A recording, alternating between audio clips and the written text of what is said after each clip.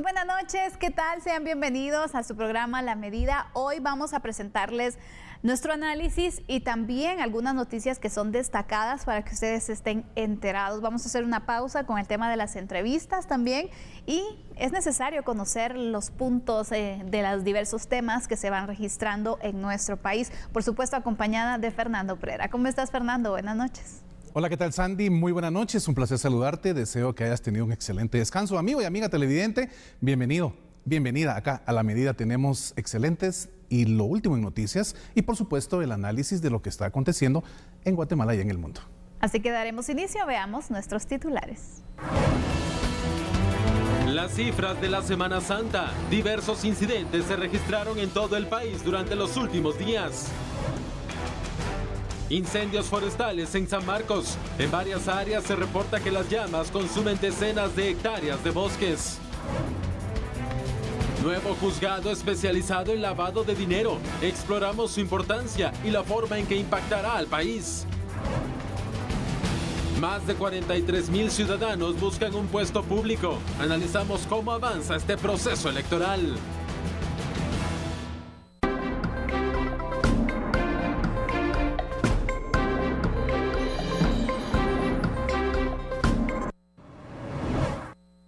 Este lunes se dio el cierre del Sistema Nacional de Prevención en Semana Santa, el cual este año atendió a un total de 36,722 personas que se desplazaron en todo el territorio nacional. La mayor cantidad de servicios están relacionados con la solicitud de información, con 36,264 atenciones, en tanto que el resto se desglosan en atención de heridos, hospitalizados y extraviados. Estos son los datos que presentó la Coordinadora Nacional para la Reducción de Desastres. En el caso de los fallecidos, de acuerdo con el reporte consolidado, que incluye datos de diferentes entidades, se estableció que durante esta Semana Santa murieron 342 personas. En este total, 22 murieron por asfixia por sumersión, 117 por accidentes de tránsito y 203 por causas que son diversas. En cuanto a los accidentes de tránsito, se atendió un total de 2,215 accidentes viales, los cuales fueron reportados por las diferentes entidades que regulan el tránsito y también los cuerpos de socorro. Respecto a la atención hospitalaria, la cartera de salud del país reportó que entre el 30 de marzo y el 11 de abril se brindó atención a 7,559 pacientes. La mayoría acudió por heridas y traumatismo, producto de accidentes de tránsito o heridas por algún tipo de arma.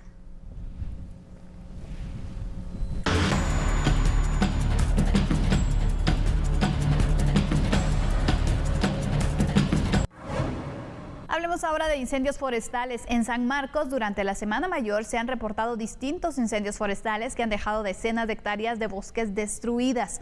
Según dieron a conocer las autoridades, alrededor de 10 incendios forestales se suscitaron en diferentes áreas de este departamento. Uno de los indicios y también los incidentes reportados en el municipio de Zipacapa, que consumió 8 hectáreas de bosque, por lo que los socorristas tuvieron que trabajar por aproximadamente 9 horas y utilizar más de 4,000 galones de agua para poder sofocar las llamas. Hablando siempre de incendios, nos trasladamos ahora hacia el cantón Chulumal en Chichicastenango, Quiché, donde se reactivó un incendio forestal que consumió varias hectáreas de bosque. El Cuerpo de Bomberos Municipales Departamentales acudió al lugar donde fueron utilizados varios galones de agua para poder controlar las llamas y posteriormente fueron sofocadas. Pero siguiendo con este tipo de incidentes, en Petén, en el Parque Nacional Sierra de Lacandón, en Petén, se reportan incendios forestales, por lo que las autoridades han desplegado, de hecho, más de 60 elementos para controlar este siniestro.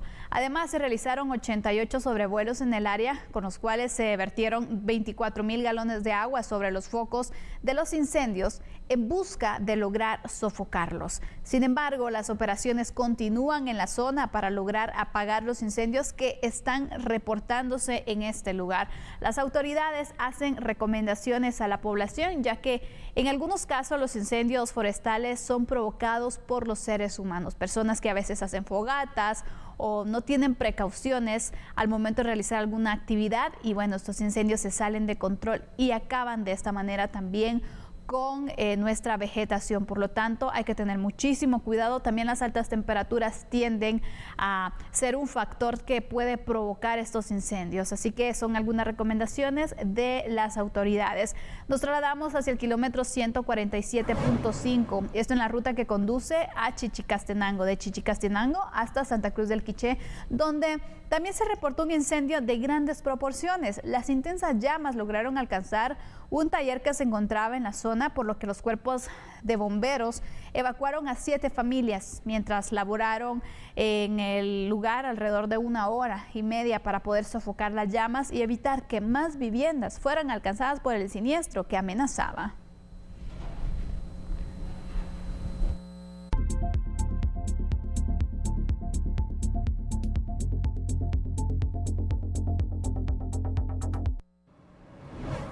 Conozcamos ahora algunos sucesos que han marcado la jornada. Los vecinos de la Segunda Avenida y Cuarta Calle de la Zona 3 del municipio de San José Pinula se alarmaron al localizar el cuerpo sin vida de una mujer lapidada en la vía pública, por lo que dieron aviso al cuerpo de bomberos voluntarios.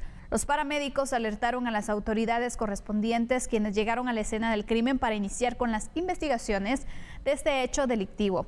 El cadáver fue trasladado hacia la morgue del INASIF para la necropsia de ley. Se espera que existan cámaras de seguridad o algún otro elemento que aporte en la investigación para que de esta manera se pueda dar con el paradero de los responsables que cometieron este asesinato.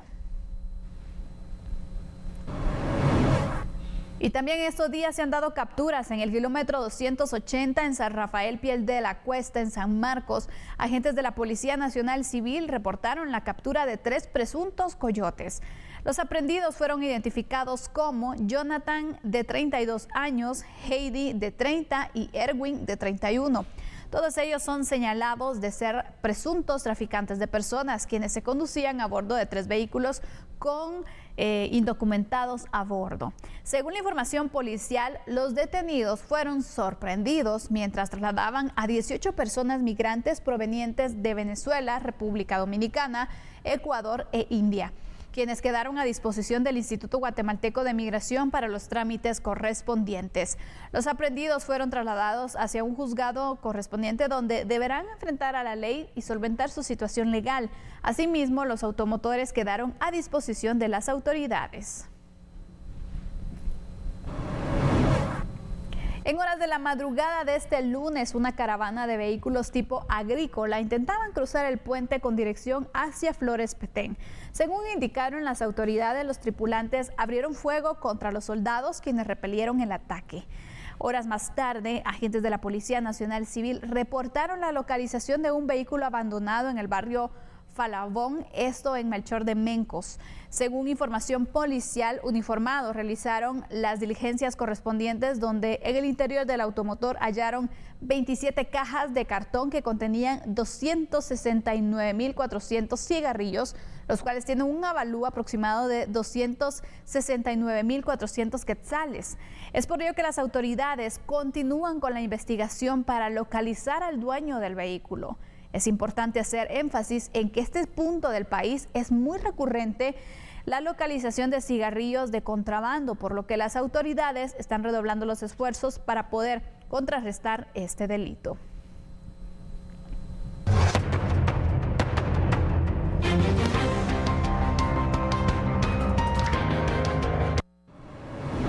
Entre las noticias que destacan y que impactan en nuestro país, hablemos de esta que ocurrió el pasado 27 de marzo, donde un incendio que se originó dentro de un centro de alojamiento de migrantes dejó un total de 40 migrantes fallecidos a la fecha, de los cuales se identificaron a 19 de origen guatemalteco. Este lunes se dio a conocer que autoridades del Ministerio de Relaciones Exteriores han viajado hacia Ciudad Juárez, México, donde se efectuaron las últimas gestiones para la repatriación de 17 guatemaltecos que fallecieron en este incidente. Según se reveló, los restos de los connacionales arribarán al país este martes a las 16 horas a la Fuerza Aérea Guatemalteca. Asimismo, se ha gestionado que se otorguen visas humanitarias a los familiares de los lesionados para que puedan permanecer en México mientras se recuperan. Además, las autoridades indicaron que debido al estado de los cuerpos de 2 guatemaltecos, aún está pendiente su identificación para realizar la repatriación hacia Guatemala. En la cabecera departamental de Chiquimula fue el escenario en que se oficializó la conformación de la mesa técnica de la parte baja de la cuenca del río Motagua, el cual abarca 17.991 kilómetros cuadrados. Para su implementación se cuenta con el apoyo del Fondo para el Medio Ambiente Mundial. Esta instancia forma parte del proyecto de gestión ambiental integral de la cuenca del río Motagua, coordinado por el Programa de las Naciones Unidas para el Desarrollo e implementado a través del Ministerio de Ambiente y de Recursos Naturales. El objetivo principal es apoyar a disminuir la contaminación mediante la gestión integral y el manejo sostenible del recurso hídrico. Para el efecto, las autoridades buscan establecer un proceso interinstitucional y multisectorial de tal manera que todos los actores locales se involucren en las actividades.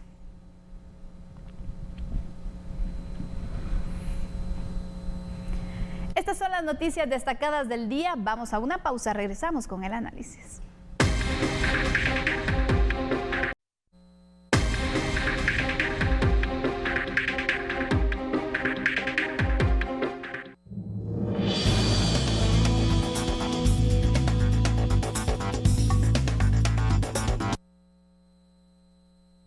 Debido al alto índice de delitos que afectan la economía nacional, con dinero que tiene un origen en el crimen organizado y el narcotráfico, las autoridades del organismo judicial y de la Corte Suprema de Justicia inauguraron el juzgado primero de primera instancia penal de delitos de lavado de dinero y otros activos en la Torre de Tribunales. Que es obligación del Estado proteger la formación de capital, ahorro e inversión y crear la condición adecuada para promover la inversión en el país de capitales nacionales y extranjeros, para lo cual se hace necesario dictar las disposiciones legales para prevenir la utilización del sistema financiero para la realización de negocios ilegales. Esta nueva judicatura se creó con la eliminación del juzgado para conocer casos de mayor riesgo, Grupo E, de la ciudad capital. El lavado de activos busca ocultar o disimular la naturaleza, origen, ubicación, propiedad o control de dinero y o bienes obtenidos ilegítimamente. Implica entonces introducir en la economía activos de procedencia ilícita, dándoles apariencia de legalidad al valerse de actividades ilícitas que le permiten a los delincuentes y organizaciones criminales disfrazar el origen ilegal de sus productos. Según datos oficiales de la Intendencia de Verificación Especial de la Superintendencia de Bancos, en el año 2022 se recibieron 5.575 transacciones sospechosas. Bueno, de esta forma el organismo judicial pues se continúa ampliando también los juzgados y sobre todo dándole especial atención a delitos que en nuestro país se han ido extendiendo, que han ido cobrando también bastante de nuestro territorio. Sabemos que el lavado de dinero, el tema de narcotráfico, que van ligados en muchas ocasiones, necesitan una especial atención y qué bueno de verdad que el sistema de justicia se va extendiendo de esta manera, ampliando también los juzgados. ¿Tú qué piensas? Mira, tenemos que determinar en primer lugar que dentro del Estado guatemalteco, cada uno de los tres poderes tiene un espacio específico de trabajo, de ejecución. Hay una materia única que ve pues, cada uno de ellos, el judicial, ¿verdad?, el legislativo y el ejecutivo. Cuando hablamos del trabajo del organismo legislativo, es decir, el Congreso de la República, determinó muy bien la falta que hacía Sandy en el país para tener realmente un ordenamiento jurídico que estableciera ese combate a uno de los flagelos más importantes que durante muchos años afectó al territorio nacional y era precisamente el lavado de dinero. Esta figura delictiva de lavado de dinero ha tenido una evolución con los años. Cuando hacemos un análisis de los inicios de esta ley, pues realmente no era un espacio que afectara tanto no solo el tema de la economía dentro del país, sino lo que el lavado de dinero significaba como el bagaje o realmente el fundamento hoy por hoy de lo que llamamos crimen organizado. El Congreso de la República en su momento entonces determina con una visión a futuro en ese momento de la importancia que iba a revestir para Guatemala tener una ley que estableciera todos los mecanismos que pudieran luchar de frente y establecer cuáles iban a ser las tipologías del delito específicas que se manejaran como materia dentro de ese ordenamiento legal. Cuando los años van pasando, Sandy, nos vamos dando cuenta que ese lavado de dinero viene realmente a alimentar uno de los espacios delictivos que, pues, de alguna manera han tenido de rodillas al país y, por supuesto, a sus más de 17 millones de habitantes. Y este crimen organizado ha encontrado distintas formas, distintas maneras para poder lesionar la certeza jurídica interna de nuestra Guatemala. Es realmente muy importante, uno, el espacio del organismo legislativo al hacer que nazca a la vida jurídica esta ley, este espacio que contiene pues todos los elementos para analizar y luchar contra la tipología que ahí se incluye, todos los delitos que suman al crimen organizado, y entonces esta ley realmente es de vital importancia que se genera dentro del Congreso de la República, el organismo legislativo. Y cuando ya se traslada la materia para que se implemente, es decir, cobre vida jurídica como derecho procesal, automáticamente entra el otro organismo del Estado a cargo de esta función. ¿Cuál es? El organismo judicial. Y con ese trabajo de sus ambientes más importantes, el ambiente jurisdiccional y por supuesto el administrativo, van llevando por un camino pues muy propositivo para que los jueces puedan tener todo el bagaje de información, toda la recopilación de información necesaria para que al emitir sus fallos, al emitir sus resoluciones, puedan ir apegadas a derecho. Y sobre todo en un tema tan especializado y tan profundo como el lavado de dinero, que sabemos que también necesita una especial atención y por eso es que también se destaca este nuevo juzgado, ¿no? Y viene a fortalecer un organismo judicial que ha ido encaminado a buscar pues un eslogan que a mí me parece de lo más justo y adecuado, que es ese acceso a la justicia pronta y cumplida, donde pues el ideal es que no exista pues ningún ápice de corrupción, sería lo que todos los ciudadanos esperaríamos de los tres organismos del Estado. Y tener ya un juzgado con una especialización en donde, he de decirte, yo trabajo realmente muy de la mano con el organismo judicial, los jueces, las juezas que están a cargo de este gremio, de este grupo de trabajadores dentro de estos juzgados que conocen esta materia tan importante para luchar contra ella en el país, realmente es gente con mucha preparación, con una entrega a hacer el trabajo basados en ley y fortalece el Estado de Derecho que tanto necesitamos los guatemaltecos, Sandy, en nuestro día a día. Sabemos que hay requisitos, obviamente, para los jueces que están a cargo de estos juzgados especializados, porque no solamente de crearlos y bueno, se coloca a cualquier persona, sino que hay ciertos filtros, incluso que están establecidos dentro de la ley, para que se pueda garantizar precisamente que si se tiene entonces el fin de poder crear un juzgado especializado en temas de lavado de dinero, también esté una persona que conozca, que tenga esa especialización, que sepa específicamente tratar el tema, y por eso también es que se deben considerar estos aspectos, por eso es que es parte de hacer funcional un juzgado. Así es, totalmente. Y vienen de la mano figuras jurídicas muy importantes como la extinción de dominio. Van amarradas en esa lucha permanente del lavado de dinero y otros activos, porque, ojo, cuando hablamos de otros activos, es todo lo que tenga que ver en bienes materiales relacionados directamente con ese dinero que tiene en su mayoría de casos orígenes ilícitos.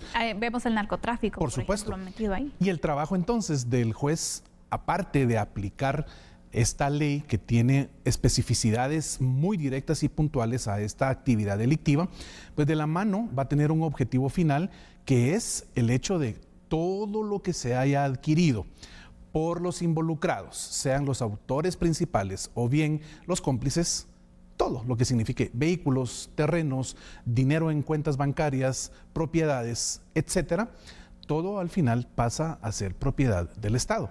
Y es donde hay ese apoyo interinstitucional entre organismo judicial y vicepresidencia de la República, que está adscrita al organismo ejecutivo. Vemos cómo ese balance del trabajo de dos organismos del Estado, pues se unifican para al final buscar que en el país haya certeza jurídica. Vamos a ir ampliando unos datos también sobre este nuevo juzgado que se ha inaugurado por parte de las autoridades del organismo judicial, porque el juzgado primero de primera instancia penal de delitos de lavado de dinero y otros activos en la Torre de Tribunales. Este fue el que se creó. Esta nueva judicatura se creó en sustitución del juzgado para casos de mayor riesgo Grupo E en la ciudad capital.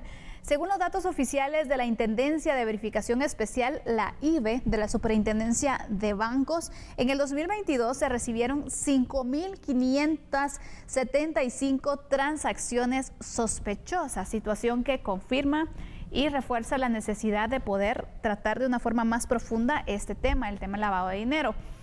Ampliando los datos sobre este nuevo juzgado y sobre esta especialización que se tiene en la justicia guatemalteca, en el artículo 2 de la Ley contra el Lavado de Dinero se define así: que comete el delito de lavado de dinero y otros activos quien realice transacciones financieras con bienes o dinero, quien adquiera, posea, administre, tenga o use bienes o dinero, y quien oculte o impida la determinación del origen, ubicación, destino, movimiento o propiedad del bien o dinero, sabiendo que los mismos son producto de la comisión de un delito. Para poder ampliar entonces y definir quiénes podrían estar siendo involucrados en temas de lavado de dinero, para que de esta manera entonces conozcamos también la ley. No podemos obedecer a desconocimiento de la ley si en algún momento somos involucrados, porque esto es lo que dice la ley de una persona que comete el delito de lavado de dinero. Sí, tú acabas de tocar un punto muy importante, y es que como fuente del derecho no podemos encontrar jamás a la ignorancia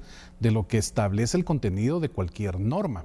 Nadie puede llegar ante un juez y decirle: mire, fíjese que yo desconocía que con esta cantidad de dinero yo me podía meter en un problema, yo lo estaba administrando, a mí me lo dejaron a cuidar, entonces me dijeron que yo lo depositara en mi cuenta, o fíjese que me dejaron este lote de carros y pues yo les estoy dando mantenimiento y los tengo en mi casa, pero no sabía que eran de origen ilícito. Nadie puede llegar con este tipo de argumentos a la hora de tener pues una circunstancia jurídica en su contra y que tenga que hacer una declaración ante el juez competente. Aquí lo que Sandy Monroy establece es una dinámica que todos deberíamos tener como base fundamental en nuestro conocimiento como ciudadanos guatemaltecos y ciudadanas también. Esto no ve diferencia en género, igual hombres y mujeres, y es el conocimiento de la ley. Por supuesto, es muy complejo que alguien que no esté involucrado en trabajo con leyes a diario, como lo somos los abogados, pues pueda conocer todo esto. Sin embargo, para eso es que existimos quienes asesoramos a cualquier persona que pueda determinar en algún momento que tiene una circunstancia que pueda generarle una problemática legal. ¿Qué es lo que sucede cuando una persona necesita de un especialista en construcción? Bueno, pues va a asistirse del conocimiento de un ingeniero civil. Alguien quiere saber algún tema de, por ejemplo, instalaciones eléctricas, entonces va a ir con un ingeniero eléctrico, ¿verdad? Un ingeniero electricista es el nombre real. Hay un problema de salud, vas a buscar al mejor médico que te asista a ti o a tu ser amado. Es lo mismo cuando tenemos algún espacio dentro de nuestra vida cotidiana que podamos pensar: nos va a hacer caer en alguna trampa legal, nos va a hacer caer en alguna problemática que pueda realmente afectarme a mí en lo que soy como hombre o mujer. Asístase con un abogado que le pueda realmente, pues, aclarar, asesorar, como tú bien dices, para no incurrir en que, señor juez, señora jueza, yo no sabía eso. Exactamente. Y aparte también sabemos que hay personas que han indicado eso, que no tenían conocimiento, y el tema del lavado de dinero es que por el monto total que se logre determinar que se lavó del dinero, también existe una multa, y ahí es donde muchas personas quedan años pagando prisión porque no tienen cómo poder pagar la multa, que normalmente es muy elevada, y bueno, ven así comprometido su futuro. Hay que tener mucho cuidado. Así que bueno, de esta manera se va fortaleciendo el sistema de justicia, que bueno, de verdad, y ojalá que de esta manera continúe también funcionando. Vamos a ir a una pausa, volvemos enseguida. Un proceso electoral más en donde los actores ya están presentes. Candidatos y votantes. Todo el acontecer de las elecciones 2023, usted lo conocerá en A la Medida. Ese 25 de junio de este año, en donde usted y nosotros conoceremos a las nuevas autoridades que manejarán políticamente a nuestro país. Analice con nosotros todo lo relacionado a estos comicios 2023. Por la coyuntura política debe ser analizada por profesionales.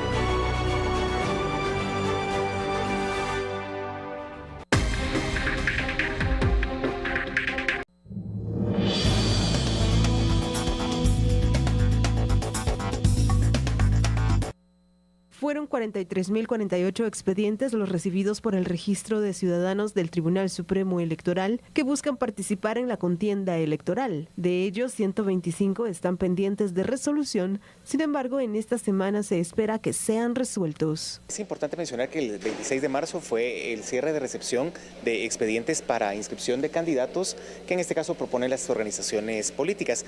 Hasta la fecha es importante mencionar que se llevan un total de 42.923. Quedando pendientes solamente de evaluar o calificar 125, lo cual se espera que entre jueves y viernes finalice. Algunos de ellos porque en este caso no contenían o no adjuntaban la papelería correspondiente por no contar con el respectivo finiquito.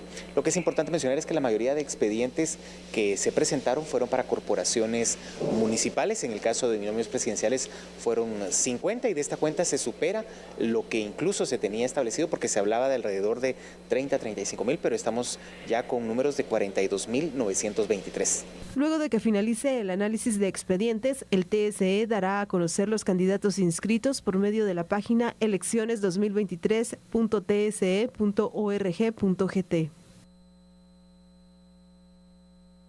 Bueno, hay mucho trabajo que hacer por parte del Tribunal Supremo Electoral. Los magistrados tienen que resolver la situación de varios aspirantes que sabemos que se han presentado, de hecho, diversos recursos para poder de esta manera conseguir su inscripción y su participación. Pero hay diversas situaciones que han impedido precisamente que se les pueda dar las credenciales y que están prácticamente ya contra el tiempo, Fernando.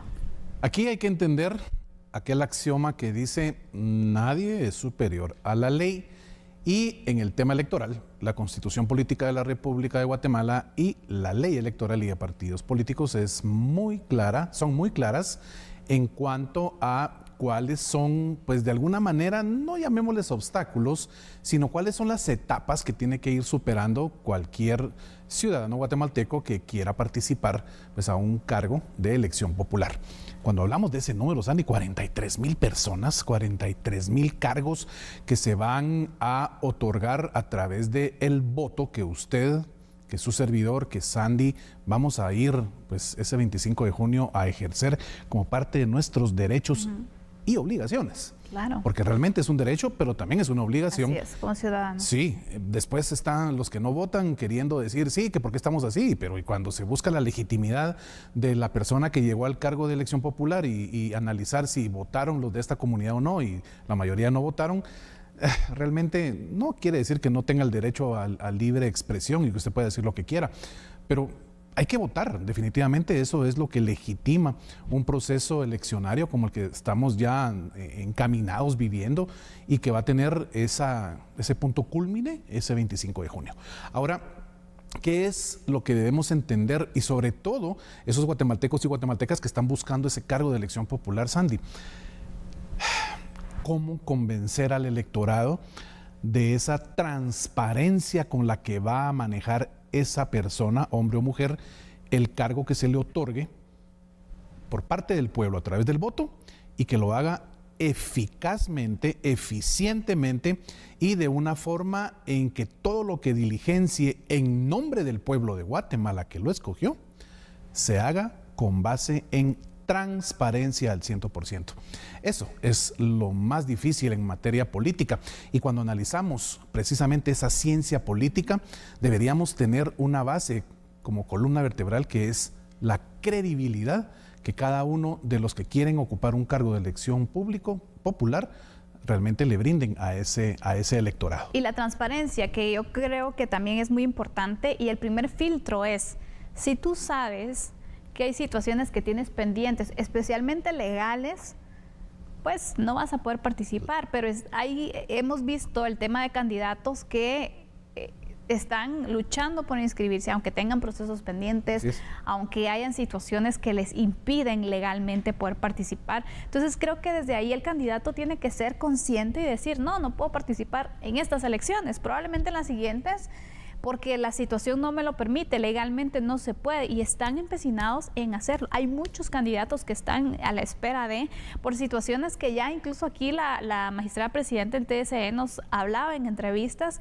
que situaciones de poder ver entonces temas legales pendientes, o el tema de idoneidad, que también es un tema muy cuestionado, pero que les toca a ellos hacer el trabajo conforme a la ley y que es un tema muy delicado también, ¿verdad? Porque genera muchas críticas. Entonces yo creo que la madurez política tiene que existir desde el momento de saber, bueno, yo realmente cumplo con los requisitos que dice la ley, porque si desde ahí vemos a alguien que quiere participar a como dé lugar sin importar lo que dice la ley, creo que estamos empezando mal. Totalmente de acuerdo. Ese punto de la idoneidad, artículo 113 de la Constitución Política de la República de Guatemala, establece claramente quién es una persona idónea y quién no. Entonces, y a veces lo que sucede, mira Sandy, aquí en Guatemala hoy hay de moda una palabra y esa palabra es polarización. Tenemos sectores que dicen sí, pero que sí pase este candidato, no, que no pase porque fíjense que pasa tal cosa. Entonces, al final de cuentas debemos estructurar una línea de pensamiento basada en la lógica. Y qué mejor que sea lógica jurídica. La lógica jurídica nos dice algo muy puntual y usted no necesita ser abogado para entender lo que le voy a plantear ahorita. Si para que funcione un Estado necesitamos instituciones que velen porque ese Estado funcione, entonces no vayamos y reventemos a las instituciones porque generan a veces decisiones que no son acorde a lo que yo quisiera. Es que no me gusta cómo actuaron porque la ley determina esto, esto y esto. A ver, lo he dicho yo en varias ocasiones aquí contigo, cuando se aplica la ley, siempre hay dos partes procesales, siempre. Una que pide y la otra que resuelve. Normalmente la que pide quisiera que todo se haga como ellos o ellas quieren, pero la que resuelve le dice, no, fíjese que no, porque tenemos estos argumentos y estos parámetros legales que, conforme a la aplicación de la ley, pues simple y sencillamente yo soy la persona que debe aplicar lo que el contenido jurídico establece.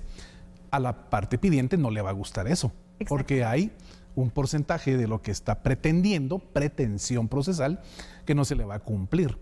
Pero es parte del ejercicio de un país democrático y es justamente lo que la democracia en un país republicano como lo es Guatemala establecen, esos mecanismos de aplicación legal que te guste a ti o no me guste a mí, simple y sencillamente es la ley y debemos respetarlo. Exactamente. Vamos a ir con unos datos también para ir reforzando ese análisis que le estamos presentando con la cantidad de ciudadanos que buscan un puesto público. Las elecciones generales de este año se realizarán, recordemos, el 25 de junio para que usted pueda participar. Se va a elegir al presidente de la República y al vicepresidente, además de 160 diputados al Congreso de la República, 20 diputados al Parlamento Centroamericano y 340 corporaciones municipales. Según el Tribunal Supremo Electoral, en total se elegirán a 4.336 funcionarios públicos. 4.336 cargos públicos son los que se están disputando entonces en estas elecciones generales del 25 de junio. Hasta el momento, el total de empadronados supera los 9.329.000 guatemaltecos. De ese total de empadronados, las mujeres son más de 5 millones, ocupamos el 54%, y los hombres 4.275.000, casi el 46%, para que ustedes vean entonces cómo está el padrón electoral y que es importante conocerlo para que las personas que ya están empadronadas puedan asistir, puedan cumplir con esa obligación, como ese derecho, pero también obligación que tenemos como ciudadanos de poder elegir a nuestras autoridades. Creo que es muy importante porque a veces cuestionamos el hecho, bueno, no se llega, o qué número tan bajo de empadronamiento. Bueno, es que si eso le asusta, la cantidad de personas que llegan a votar da más miedo, porque realmente es un número menor. Y vemos en muchos casos que las mujeres siempre somos las que pues acudimos a empadronarnos, pero entonces, ¿por qué si vamos a empadronarnos después ya no queremos ir a votar? Aquí tenemos que ir marcando la diferencia, asistir realmente, y ojalá que todas las personas que se empadronaron puedan acudir este 25 de junio a elegir a sus autoridades, porque creo que es algo muy importante, creo que es parte de nuestro deber como ciudadanos y que también nosotros hacemos algo por la democracia en nuestro país eligiendo a las autoridades. Fíjate, me gusta mucho eso que tú planteas, porque es una invitación muy directa a ejercer ese derecho constitucional a votar, porque yo considero es la mejor persona, la persona idónea para llevar ese trabajo administrativo, político-administrativo de la región en donde yo vivo. Ahora bien, que no nos guste después lo que sucede, por supuesto, siempre va a existir ese espacio, ¿verdad? Es un indicador que nunca desaparece. Se generan las elecciones, hay un tiempo de enamoramiento, de casamiento entre recién elegidos y ciudadanía, pero conforme vayan haciendo el trabajo de una manera realmente bien hecha, transparente, desapegados completamente a esa figura tan horrorosa que caracteriza muchas veces a estos países latinoamericanos llamada corrupción, pues entonces el apoyo y el enamoramiento del electorado hacia esas autoridades electas pues va a poder existir y coexistir mucho más tiempo del que normalmente acontece. Aquí hay que tener en cuenta no caer en el populismo. Claro. Es una figura que está siempre y permanentemente en este espacio eleccionario.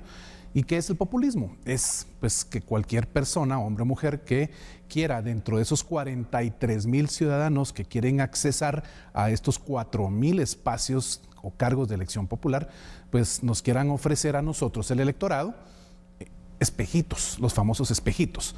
Entonces decirnos que mire, no se preocupe porque si yo quedo va a haber trabajo para todos. Ok, pero bueno, ¿y cómo está usted planteando esto? No, solo es un decir, pero yo voy a ver en el camino qué hago.